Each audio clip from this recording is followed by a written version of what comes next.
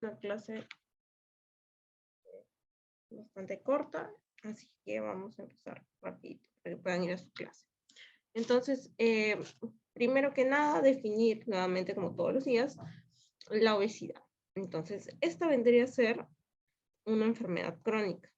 Aquí lo vamos a poner, enfermedad crónica. Pero esta es multifactorial, ¿verdad? Tiene muchas causas. Multifactorial, que se va a caracterizar principalmente por un incremento de la masa grasa de los pacientes. Incremento en la masa grasa corporal. Y está asociada, como podemos conocer, a diversas enfermedades, que vamos a ver más adelante. Entonces, en verdad es una enfermedad, como decimos, es crónica, se debe por múltiples cosas, no solamente hay una cosa en específico que nos causa la obesidad, sino son múltiples cosas que vamos a ver. Y tenemos una clasificación que es muy importante porque la van a ver toda su vida, ¿verdad? Tenemos que el IMC normal de un paciente, lo ideal es que esté en este rango, de 18.5 a 24.5. A partir de 25, ustedes ya están hablando de un sobrepeso.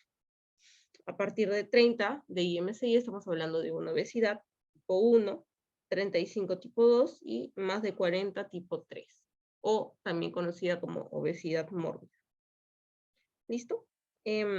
Como lo habíamos visto, es multifactorial. Aquí podemos ver que 10 a 15% de los niños entre 6 y 17 años tienen sobrepeso, por lo cual es importante, ¿verdad? La prevalencia. Vemos que el 40% de los niños son obesos a los 7 años y 70% de estos niños llegan a ser obesos en la adultez. Entonces es por eso que es importante que intervengamos nutricionalmente a estos pacientes.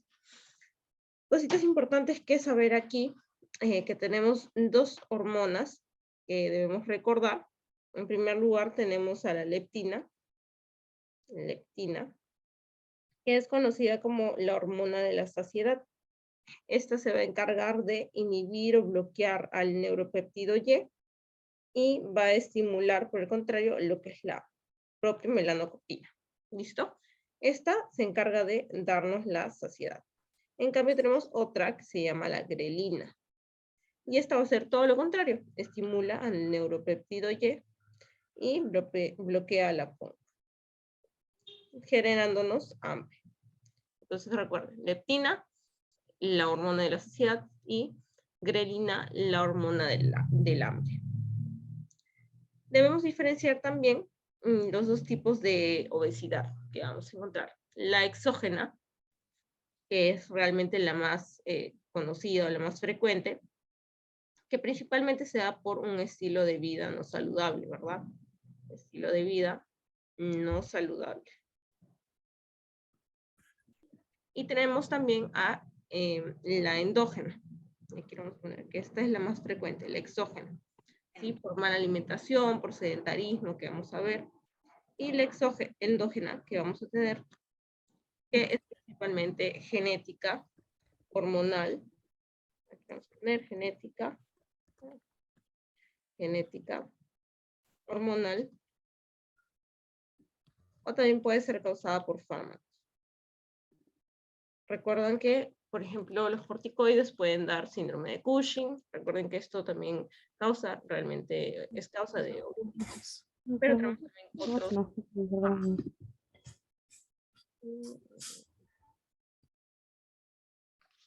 Listo. Dentro de los factores de riesgo tenemos aquí los más importantes. Recuerden, sobre todo la ingesta, ¿verdad? De abundantes alimentos, sobre todo que sean muy grasosos, que tengan muchos carbohidratos, los malos hábitos de alimentación, ¿verdad? Personas que comen en malas horas, no tienen un horario específico de alimentación, el sedentarismo, alteraciones del sueño, también en los antecedentes familiares, o por ejemplo si la madre ha sido obesa, que eso lo habíamos visto creo en la clase pasada. Algunas otras enfermedades, por ejemplo diabetes, que pueden condicionar también la obesidad, del hipotiroidismo, también puede estar bastante asociado. ¿verdad? Algunas enfermedades, algunos medicamentos que ya vimos. Esto también es importante, la alimentación complementaria temprana. Recuerden que la introducción de nuevos alimentos a los recién nacidos es a partir de los 6 meses. Se conoce que si llegamos a darles este alimento de forma precoz, ¿verdad? Lo que se llama la alimentación complementaria temprana, antes de los 4 meses, estos niños pueden tender a la obesidad más adelante. Ser hijo único también es un factor de riesgo y el hecho de que haya nacido con bajo peso o macrosodio. Ya, listo. Entonces, de esta diapositiva, lo más importante, recordar siempre la clasificación, siempre la van a ver toda su vida, recordar las hormonas importantes del hambre y la saciedad.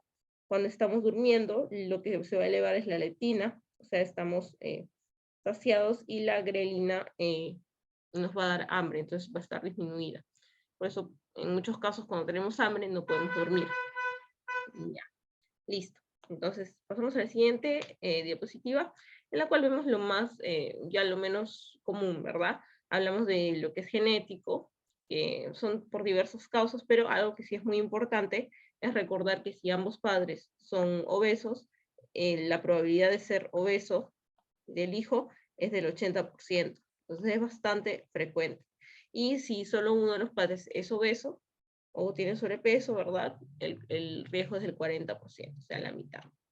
Y estos son algunas de las causas genéticas, por ejemplo, polimorfismos de la melanocortina 3, de un gen que se llama TCF7L2, ¿verdad? Pero estos realmente no son preguntas de examen, ya solo son para conocimiento.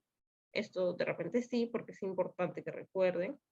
Y pues algunos fármacos que estábamos hablando, miren, tenemos un montón. Los antipsicóticos, de lo más utilizado aquí, quetiapina, risperidona, el litio para los pacientes bipolares, antidepresivos tricíclicos bastante utilizados, amitriptilina, la paroxetina, mirtazapina, el valproato, ¿verdad? Gabapentina es bastante también usada, recuerden, dolores neuropáticos también se usa, pues está dentro de los anticonvulsivos. La insulina también es bastante, puede generar esta obesidad. Miren, en sí los antidiabéticos, sulfonilurias, la metilglinida también, propanolol, atenolol, los glucocorticoides que les mencionaba y algunos progestinos. Y de los agentes patógenos asociados también, ahí tienen un cuadrito que realmente es solamente para que lo lean, no es para que lo memoricen. ¿Listo? Entonces, algo que sí es importante es saber evaluar a estos pacientes, ¿sí? Desde la inspección, desde que el paciente entra al consultorio, podemos evaluar ciertos signos, como es la acanthosis nigricans, que prácticamente es un sinónimo de hiperinsulinemia. Un paciente que encuentre en este tipo de lesión, de hiperpigmentación, ¿verdad? A nivel del cuello, o a nivel de las axilas, en general en cualquier zona de pliegue, es que vamos a ver este tipo de manchas. Son como, los pacientes suelen venir diciendo, ay, tengo como una carca, o se me ha quedado medio oscuro, y no sale. Entonces, esa es la acartosis nigricans. Algo que también es importante recordar, porque ha venido en alguno de sus exámenes, que el incremento de peso y el aumento de la insulina está relacionada a estas interleucina, por ejemplo, 6, al TNF-alfa, a la leptina y a la resistina. ¿Listo? Creo que eso ha venido en alguna de sus preguntas del paciente. Ya está relacionado con estas 4 citoquinas. El perímetro de cintura también es bastante importante. Recuerden que en el síndrome metabólico, lo habíamos visto, lo que más usamos era el perímetro de cintura, no tanto el IMC, ya, porque el IMC no es aplicable a todo el mundo. En cambio, el perímetro de cintura sí es un poco más exacto, nos da más información y es de mayor importancia al momento de evaluar a los pacientes con obesidad. Y recuerden que este perímetro va a variar según la raza del paciente, sea europeo, asiático, etcétera, o latinoamericano. Entonces recuerden que también es importante ver en estos pacientes o descartar la hipercolesterolemia, hipertrigliceridemia o una dislipidemia mixta, que ya la hemos visto. Y recordar también nuevamente lo que es el síndrome metabólico, que se puede determinar con 3 o más de los criterios que ya habíamos visto, ¿verdad? La obesidad, que bueno, podemos usar el IMC, pero lo más importante es usar el perímetro de cintura. Recuerden, más de 80 en mujeres y más de 94 en hombres. Y este vendría a ser el factor más importante, también lo habíamos visto. Luego tenemos a la hipertrigliceridemia, más de 150, el HDL bajo, menos de 40 en hombres y menos de 50 en mujeres. La hipertensión o el tener una presión más de 130/85. Y la glicemia anormal en el ayuno o diabetes. ¿Listo? 3 o más nos da el síndrome metabólico. Y finalmente, para terminar con la clase, algo corto acerca del tratamiento de estos pacientes. Lo más importante en realidad vendría a ser la dieta, ¿verdad? La dieta, tratar de reducir las grasas, por lo menos hasta 35%, menos del 35% de su alimentación diaria, e ir disminuyendo 500 kilocalorías por mes podría ser, o de repente por cada 2 semanas, dependiendo de lo que ustedes crean que sea lo mejor para el paciente. También se puede hacer lo que es el ayuno intermitente, que en algunos casos puede llegar a ser beneficioso en algunos pacientes. El uso de stevia en vez del azúcar también es bastante beneficioso, ¿verdad? Hacer ejercicios también. Los ejercicios, por lo menos 30 minutos por 30 minutos al día. Y si no pueden 30 minutos y tienen más tiempo, pues igual, esos 30 minutos por semana serían como 3 horas y media. Al menos tratar de, por ejemplo, 3 días a la semana, 1 hora de ejercicio, sería bastante adecuado. Fármacos, estos llamados anorexigénicos, solamente tienen ciertas indicaciones, ¿sí? Solo se indican cuando los pacientes tienen un IMC mayor de 27, más comorbilidades,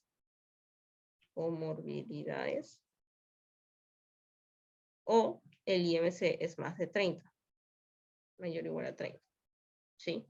Y también se puede hacer ciertos tipos de cirugías bariátricas. Ustedes conocerán de repente el malón gástrico, la manga gástrica.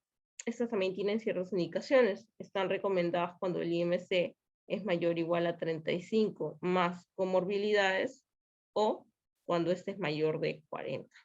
O sea, una obesidad mórbida.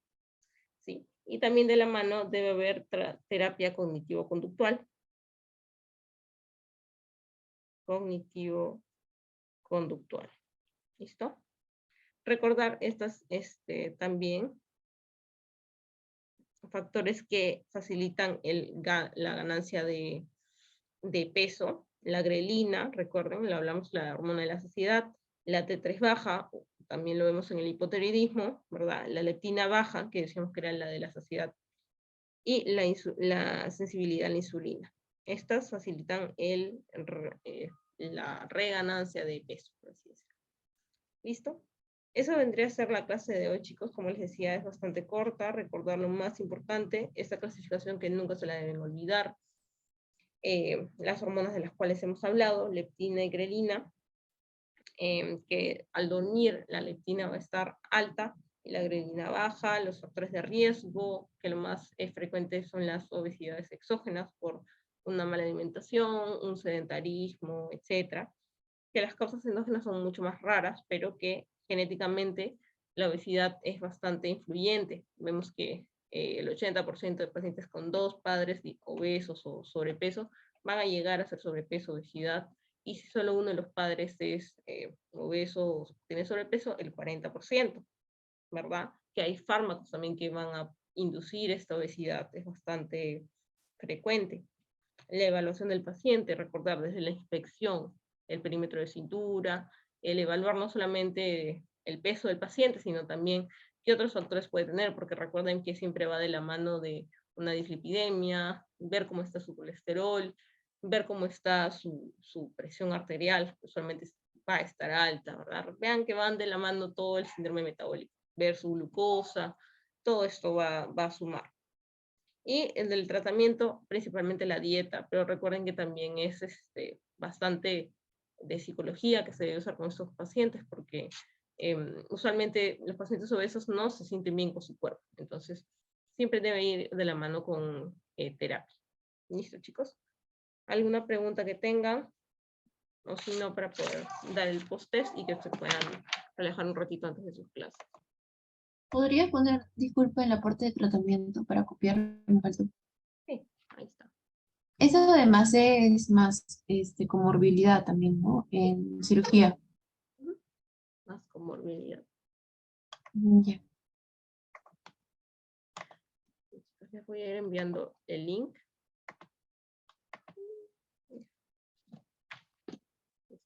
Ay, no, ese es el de Zoom. Un ratito.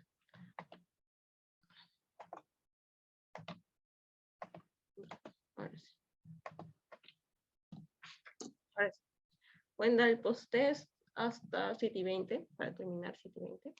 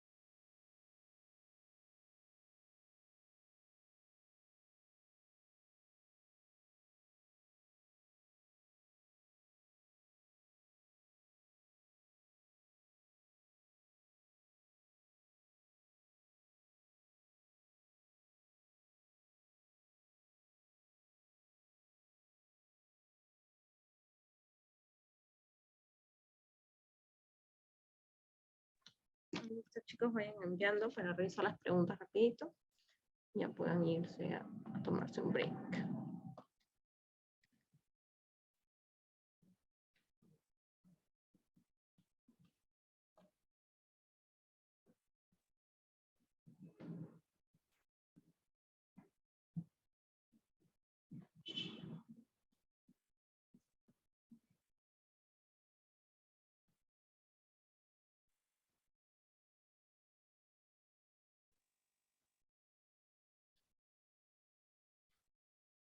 Listo. Entonces, vamos a empezar.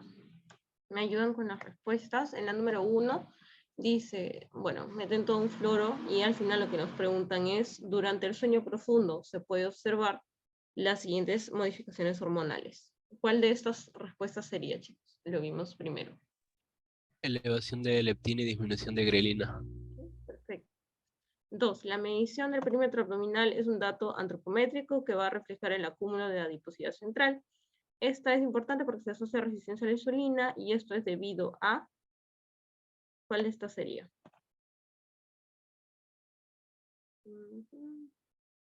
¿Qué marcaron aquí? Disminución de la leptina. Claro, esto lo vemos aquí, chicos, ¿ya? Aquí tenemos el incremento de peso, aumento de la resistencia a la insulina.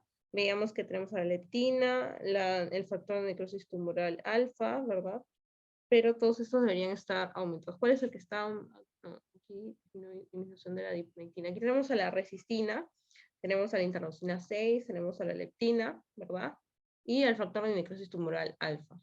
Aquí, ¿cuál es? Y esto es debido a... Ya, esta pregunta. Espérenme un ratito. Tanta procesosa debido a... Ya, eso creo que es lo de aquí. Disminución de leptina. Muy bien. Disminución de leptina, ¿verdad? Lo vimos que era la hormona de la saciedad, entonces eso estaba asociado con la resistencia a la insulina y también al regano de peso. Muy bien. La número 3 dice, ¿qué tipo de diabetes está asociada a la obesidad y a la resistencia a la insulina? ¿Cuál sería acá, chicos? El tipo 2. Muy bien, la vemos en el síndrome metabólico, ¿verdad? Lo más frecuente. Y la última dice paciente de 30 años con un IMC de 32, triglicéridos en 200, HDL en 30 y presión en 150-90. ¿Cuál de las respuestas sería? Síndrome metabólico. Muy bien. Recuerden que 3 o más de los criterios es suficiente para el diagnóstico. Bueno, chicos, al final les puse que me pusieron la nota del parcial porque siempre me piden para dar reporte a las asesorías. Listo. Si tuvieran alguna pregunta pueden hacerla, o si no, ya como siempre, les digo por WhatsApp, como ustedes deseen. Y bueno, eso sería todo, chicos. ¿Una pregunta? No, ya pueden retirarse de la clase, chicos. Muchos éxitos esta semana, que les vaya bonito. Y bueno, saludos. Gracias. Saludos, chicos. Gracias.